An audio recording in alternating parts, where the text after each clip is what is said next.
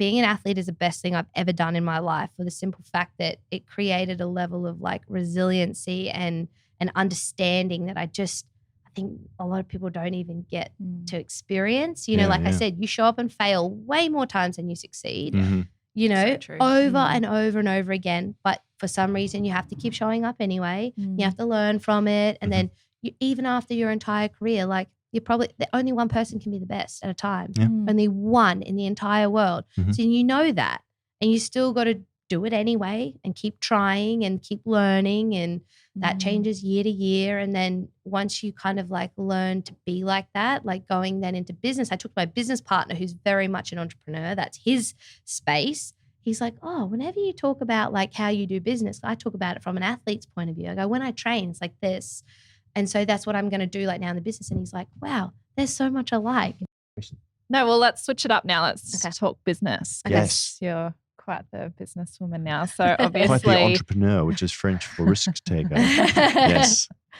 Trying. Yeah. Learning. Got to try. Well, the funny thing is, and you'll know this as well too, the analogies between sport, business success is just so the same. I mean, when you're talking about this as well too, obviously I'm not a finely tuned athlete like yourself, but you know, COVID sucks for business, and exactly the same thing, the setbacks, the work that you put in, then this thing falls apart, things outside of your circumstance. You can sit there and cry about it, or you can go, right, how do I navigate this? And how do I then utilize this for mental strength, for, I hate saying it because it's overused in the business word, but pivoting. You know, how do you set your sails from, if the wind changes direction, going in the same direction just doesn't make sense, right? Yeah. You've got to use the wind, and you can get to where you want to go, but you may need to zigzag a little bit. So that's right. Same, right?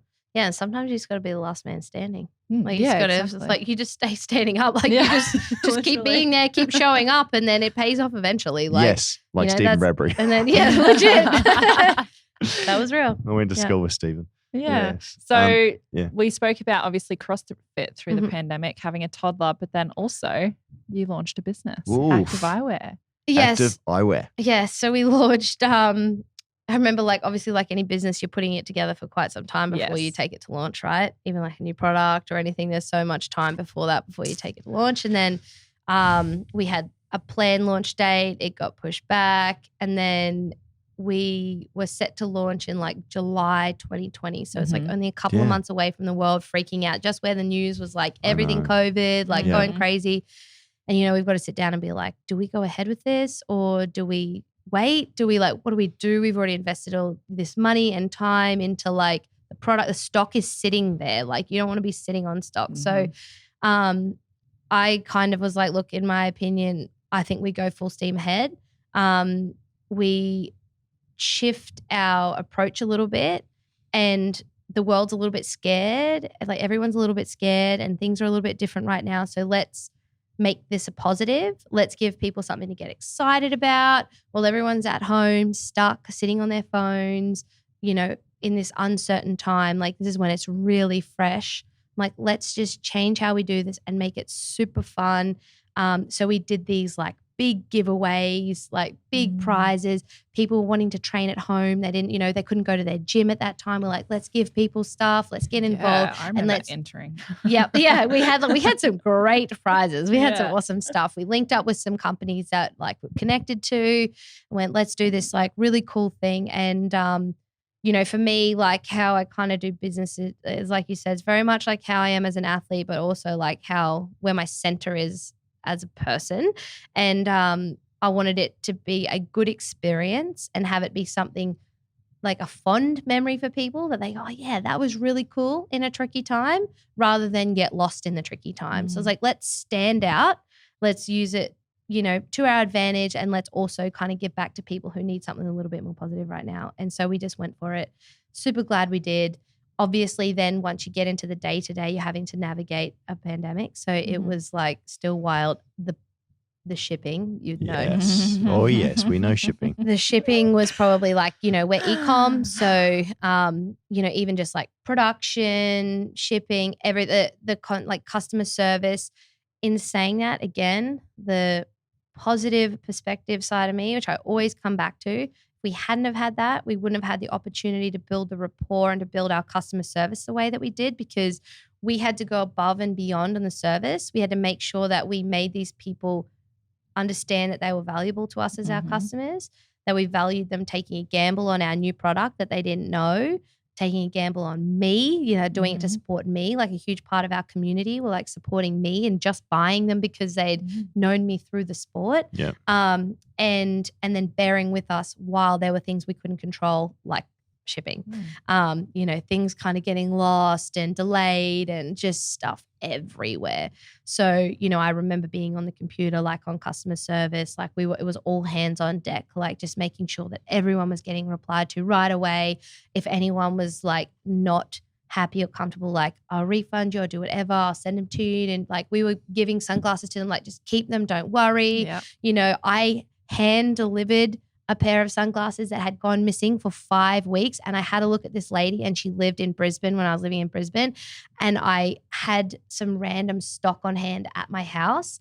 And I grabbed a pair and I drove to her house with my daughter and knocked on her door, and she like lost it and gave her sunglasses. And I'm like, you know, like those opportunities probably wouldn't have happened, and we wouldn't have kind of. What did she say when she saw? Because obviously she knew who you were. She did. She was a huge fan. She was so sweet. I think her partner had seen me like reverse down the driveway, and he's like called out and he's like, you like need to come out here, whatever. And she's just frozen, like just absolutely frozen and like shaking. And we got a photo, and she got her glasses, and I was like, I couldn't bear. I kept like, I'm communicating with like the postal service going like, this has been 5 weeks and this woman lives down the road from me. This isn't okay. It was eating me up. I'm like, I'm going to go see what I've got. And I took them to her. Obviously I couldn't, I wish I could have done that for everyone. I wish I could have hand delivered them around the world, but not possible. So, you know, all we could do is just be there and just make sure that, you know, people were happy. And that their experience with our business was good, because that lasts a lot longer than anything else. And all of those things that you did in that time frame would have created customers for life too. Yeah, and it was stressful, right?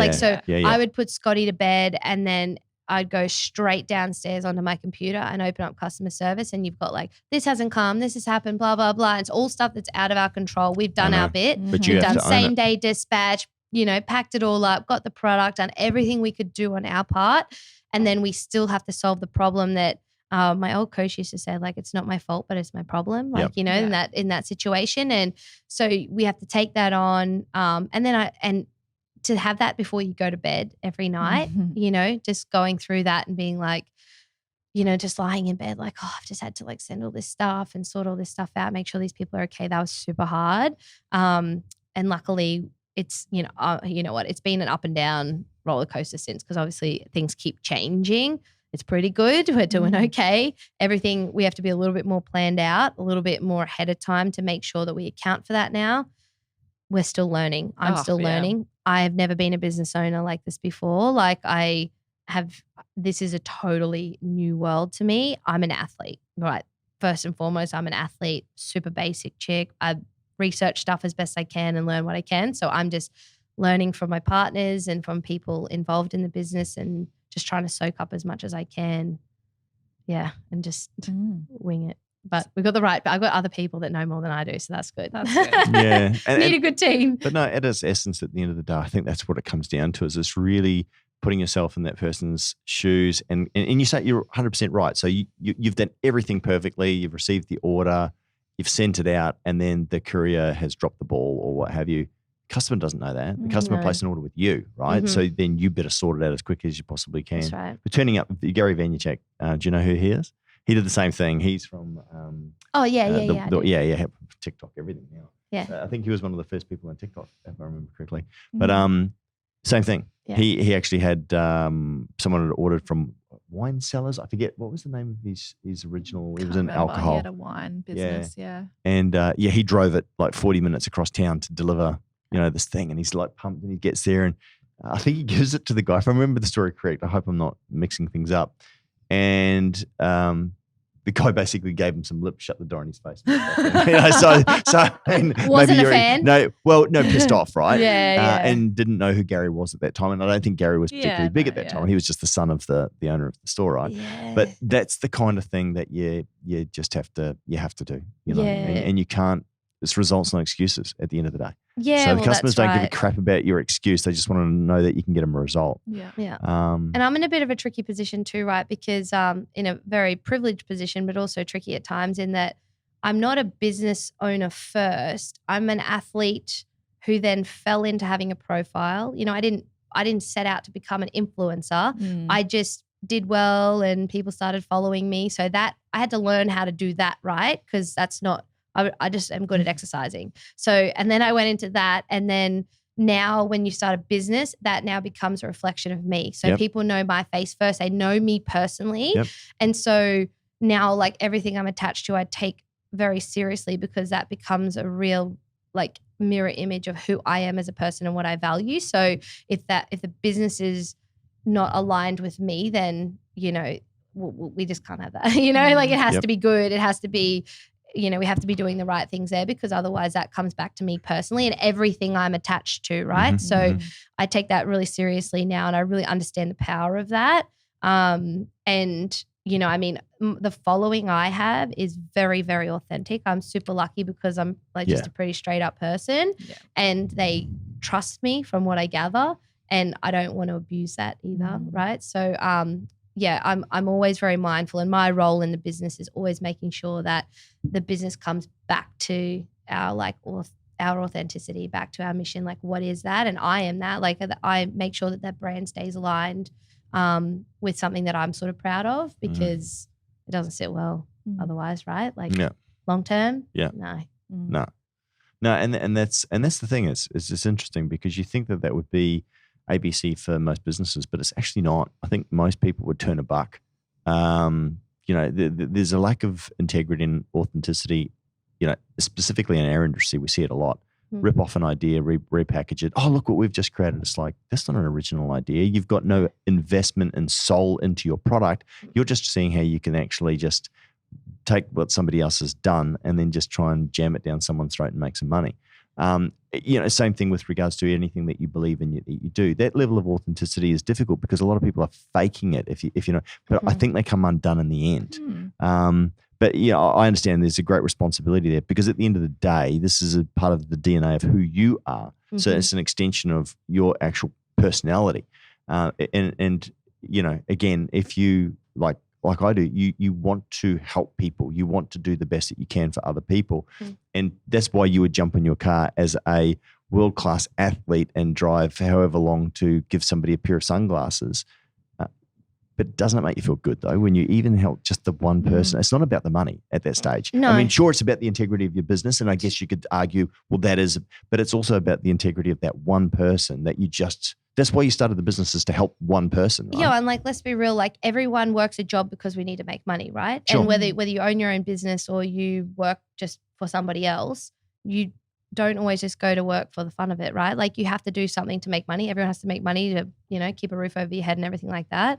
But for me, if I don't have my authenticity, like if I'm not me and everything I'm connected to is not aligned, like I don't feel good and my days would be miserable. Like I can't function like that. So if I'm going to try and make money to keep a roof over my head and my children's head and to keep food on our table, good food, and to live really good days, I'm going to make it worth it because essentially I'm like, you know, I want to feel good at the end of my days. I want to make sure that I can sleep at night and everything feels good. And that's just me personally. And look, not everyone's like that and they love their days. I don't know. They like can do things and, you know, do it a little bit more shallow or whatever. And that's what works for them. But like that just doesn't sit well for me because like I said, the only thing I have to come back to is who I am. And that's what I've always prided myself on in all that I do. Like sure, on social media, I could be a totally different person and I could maybe be way more successful now. But like I said to Maddie, I was like, I just have this gut feeling and my gut feeling is always super strong that the most valuable thing that I will have long term and the thing that will pay off in the end is sticking to my gut and being exactly who I am. It's your character. And That's right. I, with every cell in my body, I believe that. And it might not be right now. It might be later. It might pay off in how my child is and how she lives. I don't know, but I know everything happens for a reason. I feel like that's what I'm supposed to do. So I'll do it the right and slow way and not the same way as everyone else. And I trust that that's going to pay off. Yeah, and look, and the sad thing with Australia, and you would have had that as an athlete as well too, is that once you start actually to get some level of success, they just come out of the woodwork and throw stones at you, especially in Australia, this tall poppy thing. I saw Mark Boris talk about it the other day, and he said, screw this Australia. Why do we keep pulling down people that are actually trying to achieve something good? Why is this jealousy, this thing that comes out? So as you become successful as well too, then you're allowed a certain amount of success. But then if that perception of that success goes above that, and you must have experienced that as an athlete. Yeah, I actually had this conversation not long ago, only in the last few weeks with Maddie, and I said, one of the realizations I had in quarantine is that there were certain times where I felt like, you've kind of heard the saying where like you dim your light. Like I felt like I was dimming my light on purpose. And I remember the last time I went through this was when I was a teenager, like young teenager, because I was really good at sport and I was really good at swimming. And then I went to a different school that was like people that were quite different to me. And I dimmed my light essentially because I didn't want to stand out and I was trying to blend in, right? Yeah. And I started doing it again and I just realized that I was like, I don't want to show too much of like being too happy, being too, in my eyes, successful in that I have a good relationship and a happy, healthy child and I got a roof over my head that I really like and I live near the beach or whatever. I'm super 100%. blessed, super blessed, very grateful for it. And I started and you've to worked be, for it. I definitely have worked for it. We've definitely, like Matt and I have set it up like that, right? That's what we prioritize.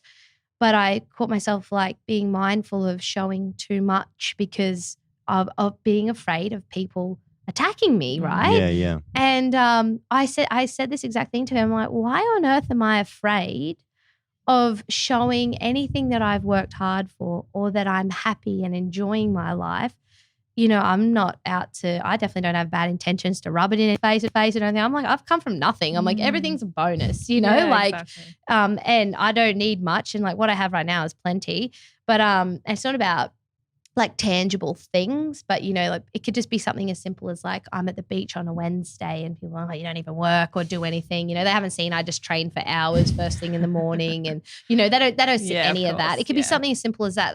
I became really mindful of. Right. And then I had a shift and I said to him, what I want to do and what feels right to me is to show all of this good stuff and to be a positive image on social media when there isn't any and in a really nice way, not with any ego behind it whatsoever, but like just be the good vibes that people deserve to see because that's what I have. That's what I have going on. That's what I have to offer. So why on earth am I hiding that? Why should I like people got into this like fake world of like, oh, I'll show that I have cellulite too, or like just as random stuff, like trying to act like they're being the real person to like bring themselves down to a real place. Well, of course we do. Don't don't harp on about it. It's fine. Sure. We all do. We're all humans. Yeah. But what I want to show you and what I want to emphasize in my life, and it's not from being false, but I want to emphasize the good, pay attention to the good, acknowledge it, show it. It's like a living every day of a positive affirmation of like when you write in a gratitude journal, you don't write everything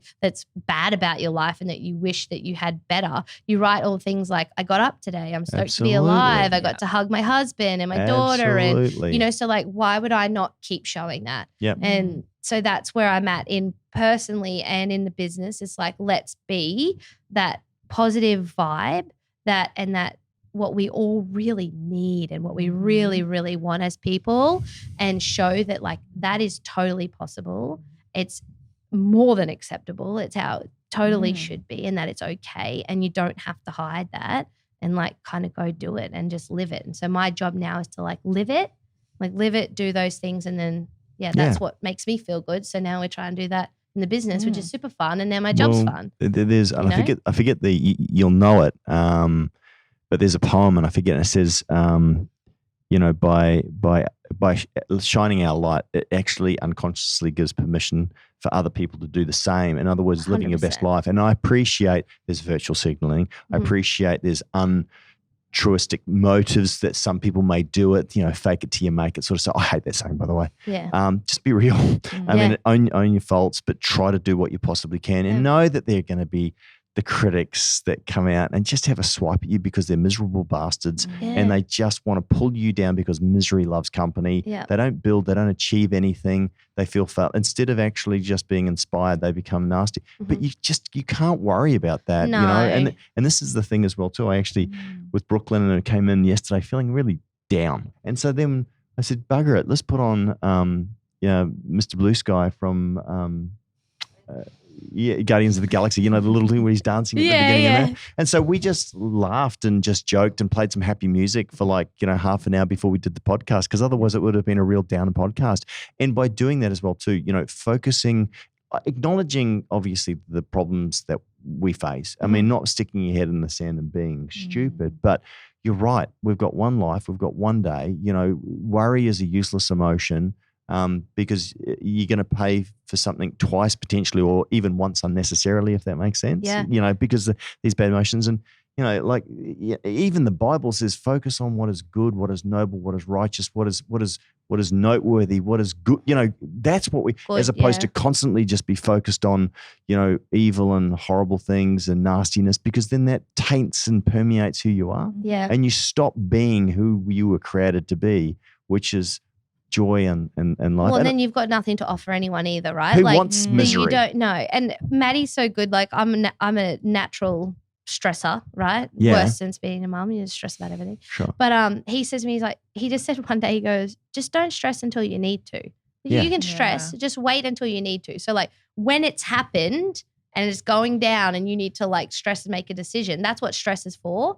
Don't stress now because there's nothing it's doing right now. And I'm like, oh, it's so clear. I'm like, so you'll let me stress when the time's right. So start pushing it. And then before you know it, you're like, oh, I never really got to the time where I needed it. It just kind of sorted out, didn't it? You know? So, and it's so funny. Like we put this. So true. We put this, we put a pool in recently, right? Like super fun.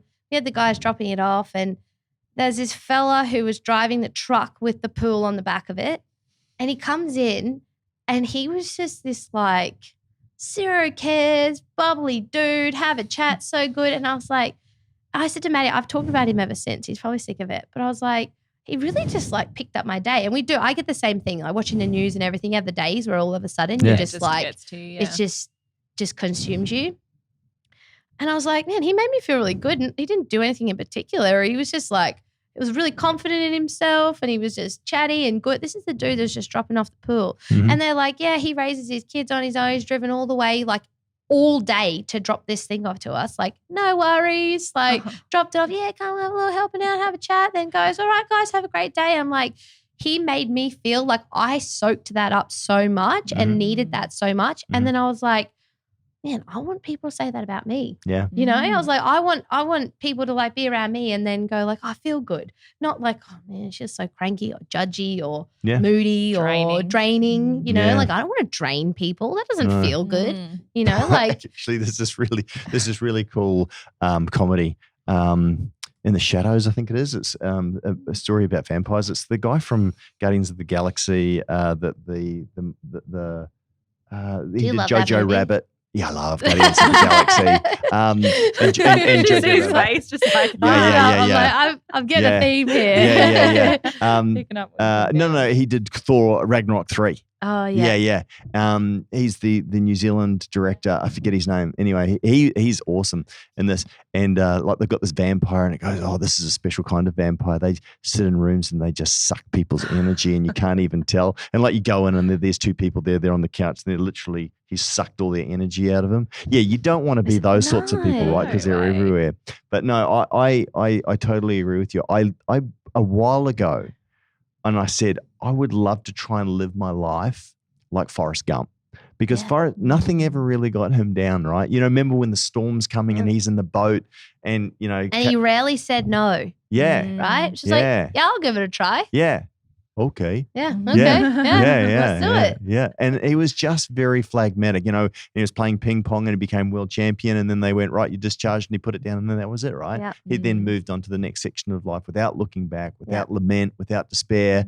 You know, he was just phlegmatic. And I know that that's very simplistic, but the reason why that movie was so popular is because he was so endearing. Yeah. Right? He was just genuine. He was kind. He was loving. he wasn't a stress bucket and bringing this energy with him. And that's really, really hard because, again, family, life, business, money, stress, health, all these things can grab you down. But if you gravitate and focus on those things that you're grateful for, as you say, you've got a gratitude journal. And I've heard that. I've had other people have happy rocks and all the rest of it.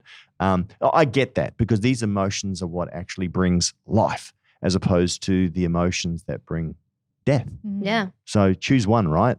Yeah. I mean, you that old saying that's like, you are the sum of the 5 closest people to you, whatever it is. Like, so you whatever. And then, it's sort of evolved into, I've heard like several people on like podcasts and in books and things like talking about, no, it's about what you read, what you listen to, what you watch, like what you're consuming becomes who you are. Sure. What you say becomes who you are. Yeah. And I've been listening to this book and, they're talking about like your brain, how your mind works and the pathways of like, say people who have had trauma and then how they kind of end up being and how you have to rewire that. Yeah. And I love listening to the science of it because it becomes very practical in my eyes. Totally. If it's scientifically like, oh, it's like this and then you can make it like this, I'm like, oh, okay, cool. I'll just like rewire it this way then. And that's where like the gratitude journal for me was like a practice of just constantly reminding myself every day of all the good things, putting it down. I got that for traveling because I knew it was going to be hard leaving my daughter. And I wrote in it every day and all of that so that I knew. And then you start to think like that. Then you start to feel like that. And then you start to act like that. And then you start to put that on other people. And rather than being like, oh, woe is me, because it's really easy to get lost in, want more, need Pity more, party. whatever, like everything.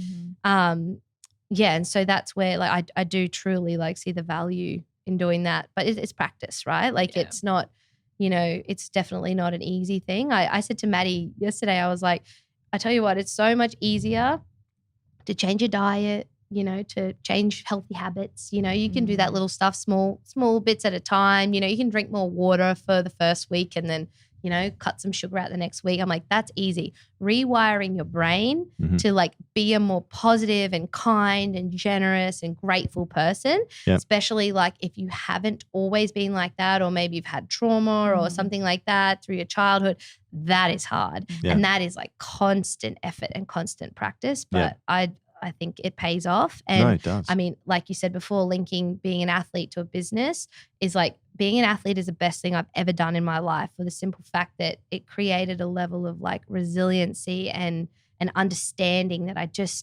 think a lot of people don't even get to experience. I said, you show up and fail way more times than you succeed, So over and over and over again. But for some reason, you have to keep showing up anyway. You have to learn from it. And then even after your entire career, like you're probably only one person can be the best at a time. Only one in the entire world. So you know that, and you still got to do it anyway and keep trying and keep learning, and that changes year to year. And then once you kind of like learn to be like that, like going then into business, I took my business partner who's very much an entrepreneur. That's his space. He's like, oh, whenever you talk about like how you do business, I talk about it from an athlete's point of view. I go, when I train, it's like this.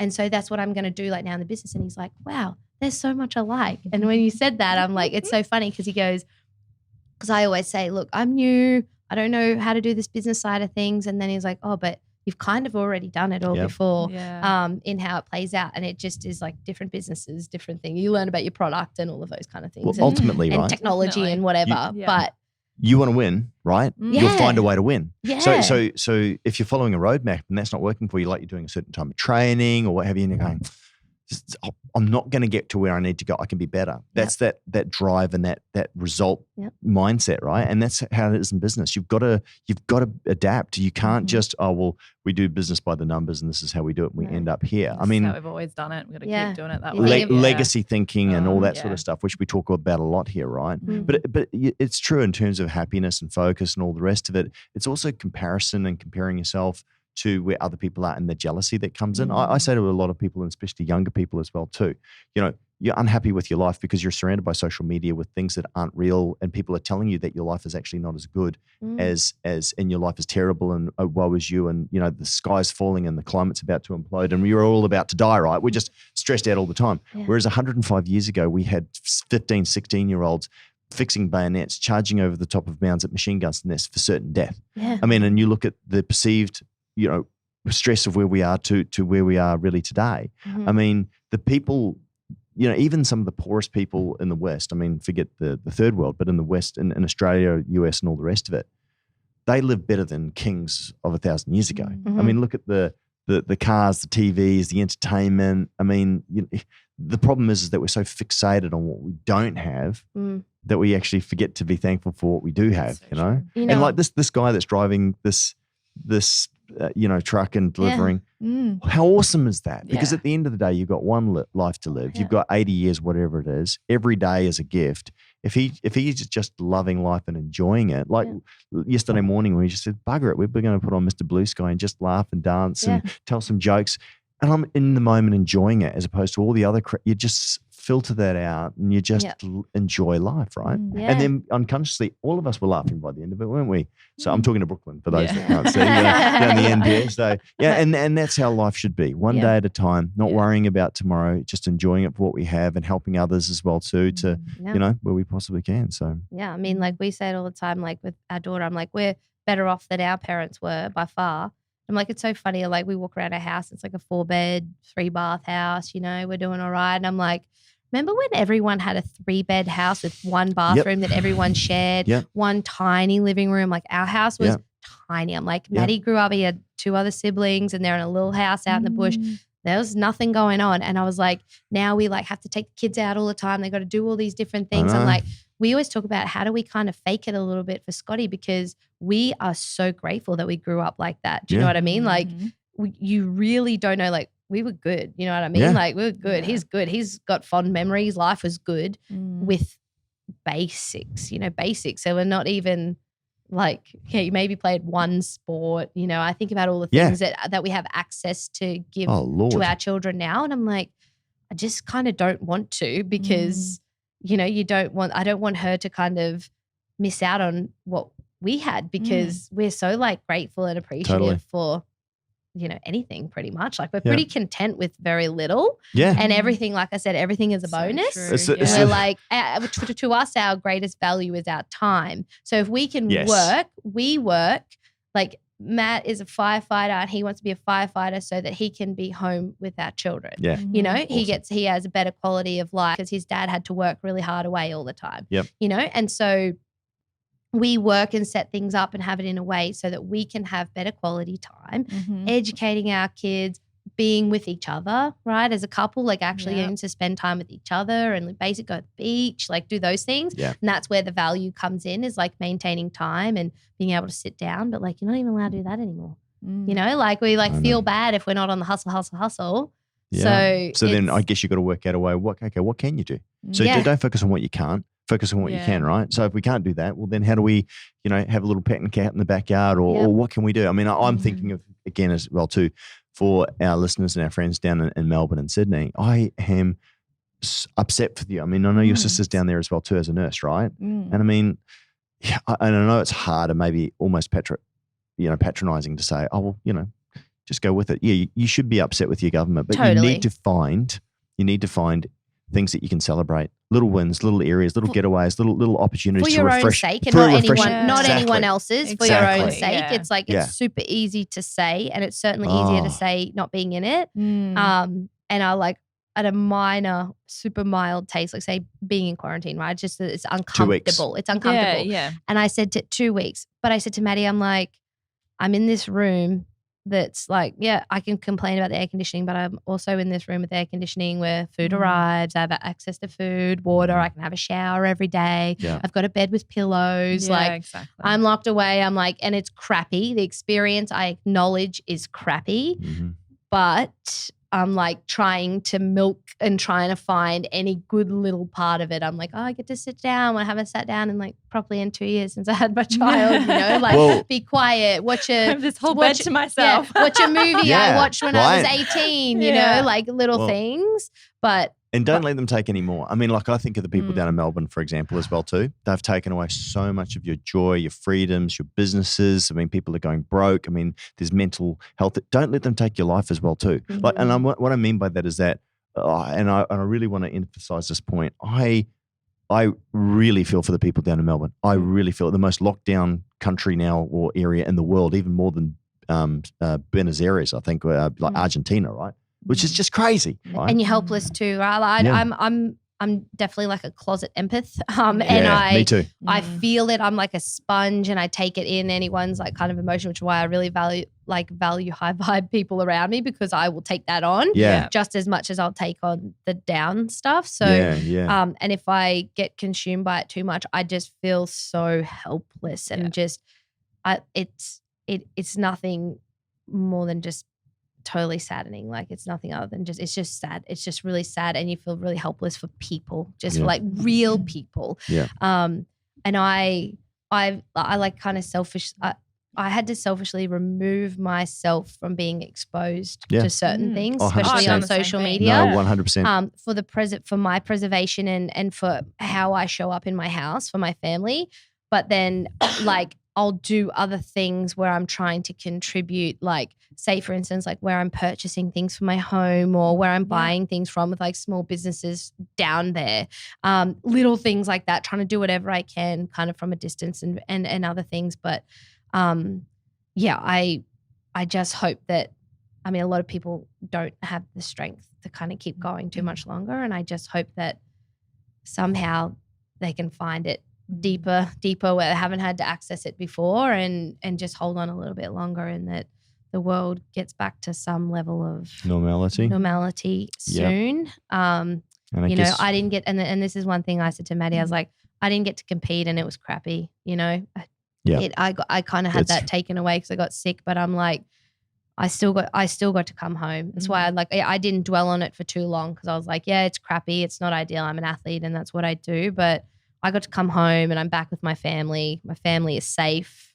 We're okay. And that's like what's most important. Like we can still eat and drink and survive and be with each other. So, it was never worth me entertaining too much for too long when it could be a lot worse. Yeah. Yeah. And I think that, I mean, it's funny, we're talking about mindset and happiness and you controlling what you can. One of those things on social media as well too. And I'm terrible on social media because I just don't like it, because I like little bits of it and I enjoy it. My sister sends me some funny stuff and I post some Red Dwarf stuff from time to time. It's just stuff that is light and makes me laugh. I mean, cat videos is probably what I'm like 10 years behind, right? But seriously, but why I don't like it is because what ends up happening is you get drawn into arguments and keyboard warriors and into strife and disagreement a lot of the time. I just don't need that. I'd rather go spend time with my boys or with Tony rather than argue with somebody I don't really know, I'll probably never really connect with. I mean, and I think for the people that our customers and people that believe in our philosophy, we connect through our podcast, we connect through our social media and our team. And I find that works for me because I just don't want to get dragged into, it's funny, right? You get 10 compliments and 1 criticism. Oh yeah, you remember. Yeah. Well, we all have triggers, right? And that's what starts half of it, you know. Well, pretty much every time is like every person has their triggers. I try and be, when I get something nasty, which is honestly pretty rare, I'm pretty lucky. But I try and be compassionate to the fact that somebody may have a trigger that I don't understand and they're being nasty. I try and be really compassionate towards that person and take a deep breath and go, you know, they're triggered. They're probably struggling. You know, they're cranky and that doesn't feel nice. So don't, and I try and train that into myself all the time. And then every now and again, I'm a human too and I have triggers. So like someone might say something that'll trigger me and then I get roped in and then it goes absolutely nowhere other than kind of getting me riled up and drafting messages that I don't actually send or comments that I don't actually send. That's smart. You know, and then wait 24 hours. And then get cranky and snap and then don't everyone in my the violence, right? And then everyone in my house feels it and we got nowhere, and you know, it's like they probably don't want to even hear what I have to say or whatever. And I kind of take my time and talk back on occasion now within my community and do it in a really nice way, and usually have people like respectfully be like, cool, I get it. Like, I understand your side. Let's be different. Cool, no worries. And you know, there's a way like to do it, but that takes and that constructive conversation is so valuable, but it's hard. It's really hard, right? It can get out of hand, and not everyone is like, I mean, like, we always talk about at home, like I work on myself so hard. Every day I'm working on myself to try and be a better person, like in every way. And I'm like, not everyone's doing that. No. So I'm like, I can show up and be like, I'm ready to show up in this conversation and be good and be constructive. But then if the other person's not ready to meet me there, then it's just going to go nowhere. So it's not worth it, right? It's so true. And just put that energy somewhere else. And sometimes it just will, the twain will never meet. If never the twain should meet. It's like, again, you know, and I remember this as a cartoon that's been shown. You've got a chimpanzee and you've got a fish, right? Both awesome, both really good at what they do. And then you go, right, let's climb this tree. Okay, the monkey, no problem. The fish is like, what? You know, and this is the problem as well too, is if you're not even on the same level, if you can't even comprehend, you're just not going to be able to explain, you know, and that to me, I think so strangely, like bizarre. Tony and I were just saying the other day, she goes, thank God I found you, because even though we're quite different, we still have a very center nucleus, almost shared brain. And I find it really hard to articulate my deep thoughts to people as well too. And so I just kind of given up a lot of the time, because it's never going to meld, if that makes sense. So I don't want to, cast up pearls before swine, if that and I don't mean that in a negative way. I just like, there's no point in me sometimes trying to contribute to conversations, because people are just not going to understand where I'm coming from. No, well, and some people have to be ready to hear it too, right? Like not everyone is sort of like ready and wants to hear it. Like Maddie, my hubby's like, he's super, like he analyzes things. He's very logical. He's very level. It takes all of the information in from everywhere and he processes it and then comes up with his best thing, and he does that. And then I'm like all feels and emotions and do this and that, right? So like, and so, but he's really good to talk to, because he can step outside of himself and his emotions. And he's taught me that too. Like I'm a lot better at that now, but he can step outside of it. And so we can get into that constructive conversation. But then I have that, and then I'm like, it's not going to be like this with every single person. Do you know what I mean? Like not everyone has that ability to step outside themselves and their emotions and what they have like feeling right there, and analyze all of the views and see where it's at and be really level. Like there's only certain people that can kind of do that. And that's why it's not always worth it. And where does it go to? No, like I've been thinking lately, I'm like, what's my purpose in saying this? What am I hoping to achieve? Because you know when people say, like, they'll say something, you see in comments, like someone will say something and they're like, what do you hope to achieve? And I really thought about it, and I'm like, well, when I say something, what do I hope to achieve? You know, am I genuinely am I genuinely concerned and I want them to side with me? No, that's not really that important. As long as I'm doing me, I don't really care. Well, do I want to help them? Are they actually going to listen? No, I'm like, oh, cool. Well, I'm not really going to achieve anything, so what's the point? Like, there's no purpose here, right? A business friend of mine said the same thing, and I use it with our team a little bit as well too. Like, SW, SW, SWN. Some will, some won't. So what next, right? It's kind of, you've got to get to that point, not where it's screw you, because I mean that's the answer as well too. It's just like we're on a different path. Yeah. You know, it's not gonna gel. It's not gonna work. You know, because you sort of create your posse, your team, your gang, your family, and we're really blessed to have a really great team here that get on so well. Like, you know, all of us really get on well. I mean, Aaron, who's come on, Brooklyn. You know, you've been here forever, but like we do. I mean, Elsa and I and Tony. I mean, Elsa's practically Tony and I's, you know, first daughter, right? but we've got like this amazing chemistry, camaraderie. Even though we're very different and we do things in a different way, there's still that center nucleus, which is so awesome, which is why I love coming into work, right? But for people that don't fit, it's like I'm not gonna waste the energy, the effort, the angst trying to put a square peg into a round hole. Does that make sense? So I don't want to come off sounding like I'm elitist or obtuse or anything. No, right? But think about it. Like, say sometimes, like, say when you're younger. Oh, you and Tony are very similar like that. It's just like she's very cut and dry.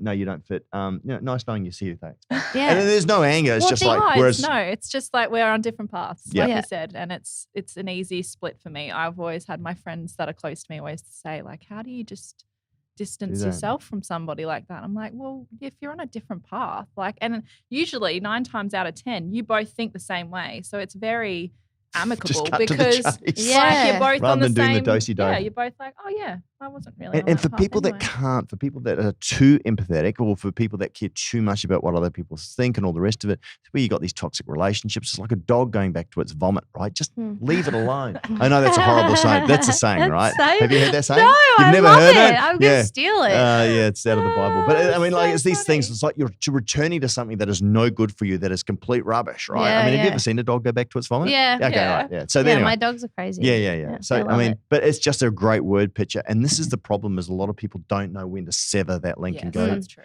No disrespect, no harm to you, but I'm going this way. Yeah, well, think about like when you're young and you're like dating people, right? And you might meet someone, you might date them, and you'd be like, oh, there's like nothing wrong with them, like they're okay, like but like it's not there, right? Sometimes you just be like, oh, we're not. I don't feel like we like really want to date. Be like, you're not a bad person. You're pretty nice. Like, that's cool, but like we're just different. Like that's just how it is. And you'll get that same thing in like business and everything. Like, as an athlete, you might have like companies that be like, we want to sponsor you, want to do whatever. And I'm like, oh man, what you do is really cool, but like it's not really me. I'm not really down with that, like that setup right now. It doesn't really fit in with me. Like, but like keep crushing, thank you.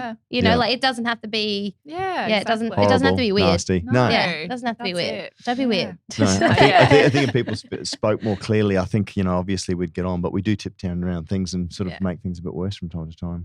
Communication is like the single hardest thing for people. Like we talk about that all the time. Like communication is everything. Like take the time to learn how to do it in every aspect, like everything. In your relationship, in your business, in whatever. And then if you like, because, say you're really uncomfortable and you really don't want to do something, it can get a lot worse. Or you can learn to say, I'm really uncomfortable and I don't want to do it. And then at least the person then knows. Yeah. You know what you're dealing with and you're like, okay, cool. Like if someone straight up said to me like, I just don't really like you, whatever, I'd be like, oh, that hurts, but like, okay. Like, I don't really have anything to say back. Like, is there anything I can do about it? Like, no, all right. It just is what it is. Like, we're people, but at least if someone says it, I mean, I value honesty, like, to be honest, like that's my thing. But yeah, I would much rather someone just say it than be weird or treat me strange for like a really long period of time. Like, so when I first met Tony, like I saw it and I'm like, I've said to my friends, I said, you know what? She doesn't like me for who I am.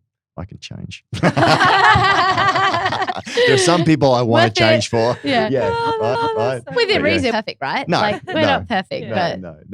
But yeah, absolutely. I totally get what you're saying. I was just thinking as well before. Do you know one of the most triggering words that are being used right now as well too is trigger? Did you know that? Really? They're actually saying that it's like they're going to take away all of our lexicon. We're going to have nothing left to say except grunt at one another. Do you know what I did? This is a full hack. So I didn't want my like social media page to be a platform of anyone. People get in wars, right? It doesn't even be about you. They get in wars with each other. I'm like, whoa, don't bring that in my house. Like this is my space. Yeah. And I want it to be like all good. So you can go into your privacy settings and you can block certain words from being able to be commented on your page. Really? So I went in and I just went to town, typed in any like controversial, nasty words, anything at all. So if someone tries to comment it, their comment literally won't submit. It will not work. And I'm like, I don't want your war about or like your political agenda being used. I don't want you using my platform that like I've built and that I've worked really hard for and tried to keep true to me. Don't you use that as your war zone. No way. I wouldn't let you do it in my house. Like you're not going to do it here. Yeah. And I did that and it was the best thing I've done because I'm like now it just is like you can comment on if you want to know what weight I used for that workout or like what the recipe was for that dinner I made or whatever random stuff I posted, like all the good stuff. And cool. Like, well, that's cool. That's how we keep it positive. And they're like, you know what? If my comment like wasn't working because I was like being a bit of an idiot, like if I was being hostile, it'd probably pull me up, right? Yeah. Like, oh man, I'm being hostile. I just got blocked for being hostile. Like, you know, like it shut me down. It didn't want my hostility. No. Like you look at yourself. Yeah. I hope. Yeah. Well, I actually went onto your page the other day and said, hey, let's play 500 with all the trump cards. I'm biding my time. And it didn't come up. So well, there you go. Now I know why, right? Know why. Yeah. That's so good. That's so good. Yeah. But yeah, anyway, that was my little block. That's hack. really smart. Yeah. I like it. I mean, again, there's so much drama. You just don't want to get involved if you don't have to, right? So just leave it. No. Just sail on through. Yeah. Elsa, what else do we need to cover? We've covered a lot. I mean, we've strayed a lot. So much in there. There's a lot. There is, but it's always fun talking to you. Tangents are great. Yeah. There's a question that we've started asking everyone, which is a really fun question that Brooklyn came up with. And it's, what's one question that you wish you got asked more? That's so hard. I didn't even pre-prep deep, you on right? that I mean, one, it's so she's doing I've like thrown you into the deep psychology end. courses or something. She's trying to get in our brain. Yeah. Like that I got asked more like just anywhere. Anything, like in whether it's to do with the sport, you as a person. Yeah. I think I get asked, are you single? That's what I get asked all the time. Yeah. No, that's the one he wish he got asked all the time. Yeah, that's right. No, Tony, that's not true. Joking. I think I don't know how to necessarily phrase it, but I think like a valuable question that I think would go so far as like, does that make you happy, or what would make you happy, right? Like ask you like a question like, and that comes back to everything, because I feel like it doesn't. So where I'm going with that is we have someone new working in active for us, and she's amazing. Her name's Fatima. We call her Fats. And Fatima? Yeah, Fatima. And everyone like, we call her Fats or Fatty, and everyone's like, oh, that's so rude. I'm like, no, it's her nickname. Yeah. But she's awesome. She's like just overhauling everything, and she kind of like half bosses me around, but totally respects and values like who I am within the business, and that I have other stuff going on. And she's always like, okay, like what's your vision? How does this like, she's my executor of like my vision and my like the brand, right? Mm-hmm. And she's always like checking in with like what makes me happy and feels happy might not be the right word, but like what's aligned is probably like what, like, is this aligned? Right. Is this aligned with you maybe? And then, or what aligns with you? Like who are you type thing. And then she always comes back to that in every decision we make for the business always. Wow, cool. And it pays off. It just always pays off. And I feel like people don't ask people enough, like, is this aligned? Like, or what aligns? It's kind of like there's different pieces to the question maybe, but and then give people the opportunity or like to share like who they really are, like what they really value, what they think would actually like be really good. You get asked the most like shallow, like random questions, but no one really kind of like checks in with like, is that who you are? Is that what you like? Is that line? How does that hold value in whatever you're doing? It's kind of deep question. I really like that one though. That's really good. Because I mean, you get asked probably the same questions all the time, right? Yeah, like, what do you eat in a day? What do you like? What's your favorite workout? Like, yeah, like super like just athletic base and stuff like that. But it's funny, I think when everyone asks me those like kind of more shallow questions about competition, they never really get a really good true reflection or a good answer of why I do what I do, like who I am, like why I do it. Do you know what I mean? Like, and what I do is a lot more from like a personal drive of like growth. Like that's just who I am. I don't know. It's just like my brain is just like constant like growth and evolution and find new ways to be good and give, and like that's just who I am in everything. And even as an athlete, it's so much more than working out. It's so much more than anything. It's like how that goes into my life, and it would probably tell a lot a greater story and probably help people more and answer their question a lot more than the basic stuff is like, what do you eat? It's like why? It's like more of a why, asking people their why. Like you said, training is the easy part. Training is 100% the easy part. Like it's hard, but for a second, sure, yeah, it hurts while it hurts, and then it doesn't hurt. So and it's then like you get better, and then you get better, and then you can do more before it hurts, and then it stops hurting. Like you stop and you're fine, Whereas a lot of other things kind of drag out a lot worse. Like then it's pretty fun, and you get fit, which is fun. Look fit, that's fun. All those things, pretty good. Yeah, a lot of benefits. It's like all the other stuff. Yeah. For sure. No, I like that. That was good. I don't know if people had like way simpler like questions. What's an example? What's an example? It always, it does stump everyone. Because it's very that you wish you got asked. It's very metaphysical. I'll probably drive away and think of something like way better. Oh, but no, like I feel the like that first was a thing in really my good brain is like, as in a general sense, if people asked a little bit more like why, like we'd get better results. Yeah. Right. Yeah. All right. 3 other questions we like to ask every guest. Yeah. Favorite movie? This tells a lot about somebody.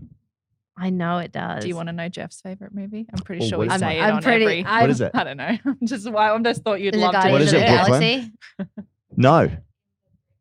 Yeah, Evil Dead 3 would have to be up there with I one of don't my know what that all-time favorite is. films. I know. Mine's You Harry have to watch Potter. it. It is hilarious because I love just quirky humor. Do you know what I can't stand? I can't stand movies where you know what's going to happen next. And so many movies today, it's just like, yeah, I saw that coming. Oh, that's not a surprise. After you watch it a week later, it's like, so whatever. Whereas if you see something that really makes you laugh or is really, I mean, the other one is Inception. Love that film as well too. Really deep, really quirky. Yeah. You know, something that makes you think. Yeah. So you either really quirky purple cow or I'm like, come on, give it to me. I'm totally like stupid movies. Yeah. But Yeah. with I like silly movies because I like the only time I really will watch TV. So I'll like if I'm watching TV, it's either a documentary where I can gain something or where I can totally turn my brain off and feel 12. Yeah. You know what I mean? Yeah, Just I love like that. totally disappear. I always say one of my favorite movies. I don't know if it's my favorite, but it's up there is Step Brothers. Oh yeah, awesome. Such a good Great one. film. It's just Yeah, too like I'll watch that before competing because I can just Laugh. disappear. Will Ferrell is just I can just so good. and pretty much anything with him, really, to be honest. Yeah. But He's great. I can just get totally lost in the stupidity. Yes, you know, and just I appreciate that. And honestly, because I'm always like working on something and take things seriously, I need that balance. Yeah. So I kind of gravitate. Like, Maddie will be like, "You want something like serious, or are we going like stupid tonight?" I'm like, "Oh, we need something just tone it down." Have you gone for Talladega Nights? Have you watched that? I have watched it. It is good. It's not my favorite. It's not up there. It's not up there like Step Brothers. Brothers. The other one that he did was Get Hard. Have you seen that with Kevin Hart? Yeah. Like, yeah, I have seen that. Pee your pants worthy. Like I laughed. Sherlock like, Holmes. Did you watch Sherlock Holmes? Yes, I didn't love it. No, it didn't do well. Yeah, I don't think I. No, I didn't love it. either. It has to just have. I think the funniest ones where you can really let go is where they have like this little connection to like maybe how you grew up or like something like there's a connection to like a sibling or something like that. You know, where it you can resonate with it a little bit. Yeah, I think you need that. You do. It's like it's why I like listening to Carl Barron. I'm like he's like we were such we were watching him the other day. stuff. I I'm love like, it. This is my life. You ask Australians, how long? Oh, not long now. Yeah. It's how much was that? Well, it wasn't cheap. I'll tell you everything that it wasn't, right? But it wasn't. I'm like, it's just so old school Aussie. It makes me feel like comfort, right? Yeah, like same, comfort same. of my childhood where you're like safe and don't have responsibilities. Yeah. Yeah. That was very good. Yeah, awesome. No, awesome. I like that. Favorite quote? Oh gosh. That's so hard. There's this quote. I just literally said to Matt this morning, I'm reading this book called like The Still Home, like how to like be all chill and have less in your house. And it's really cool. My sister recommended that one to me. Yeah, it's really good. And it had this quote and it's so bizarre. This quote has appeared in like my life about 4 times in the last week. So I'm like, oh, it's so weird. It's a Rumi quote. I can't remember exactly how it goes, but it was like, I used to be smart and wanted to change the world or something, but now I'm wise and I want to change myself. Yeah. Something like that. That's No, not I the can see word. that. Like I said it, I've said it wrong but it's so weird Yeah. because I'm in this full like, I'm in this like growth phase of like post-COVID and life and trying to make things good. And I'm like so there and it's literally 4 times it's been thrown at me in like a week. I'm like there you go. so deep. I'm like, but I really appreciate it. I'm like, and it does. I think a lot more people, if they went inwards, they could work outwards a lot better, But right? it is. You change yourself and you do change the world. Yeah. And you change the world around you. Yeah, it's really smart. It's- Again, it's kind of like, taking out the plank out of your own eye before you take the splinter out of someone else's. You need to work on yourself to make the world a better place. Yeah, like don't show up and be crappy for people. Like be good, have something to offer. Like, do you know what I mean? And to our whole conversation. Totally. It is. Yeah. So that's the one that's right there with me. And I opened up this book that I bought from like this little shop down the road. And I opened up this page. I'm like, Maddie, stop it.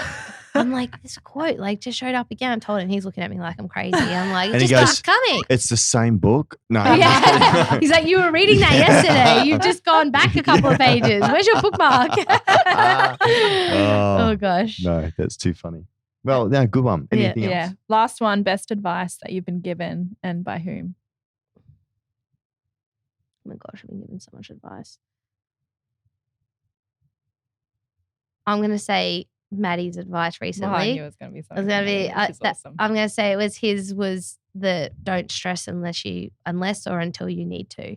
Like just let it go, let it be, and then address it. Like essentially a stress response is there for a reason once upon a time to save our lives. If, we're getting chased by a lion or tiger or something random, not just for like everyday stuff that you're thinking up in your head. So that's been very impactful for me as someone who tries to like control the situation and navigate it, to just go like, wait your time. It still gives me permission to stress, which I need. Don't tell me not to. Yeah. Like, because that doesn't go anywhere either. Don't tell me what to do, but like when it's right. Yeah. So that's been very beneficial. I feel like we should get Maddie on the show. Like I feel like he's so wise.